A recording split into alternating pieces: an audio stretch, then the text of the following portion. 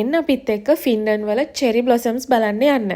මේ පාක් එක හෙල්සින්කි වල තියෙන රොයිහුවෝරි චෙරි ට්‍රී පාක් එක.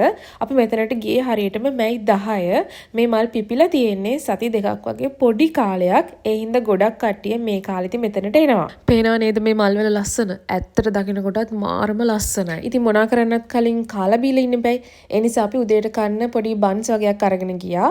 මා යුලී නම් ගත්තේ පොඩි පීට්සා දෙකක්. අපි මෙතනට එනකොට උදේ 10:30 වගේ වුණා. අපි උදේට කාලත් ආවේ නැහැ. ඒ නිසා අපි ආපු ගමම කෑවා.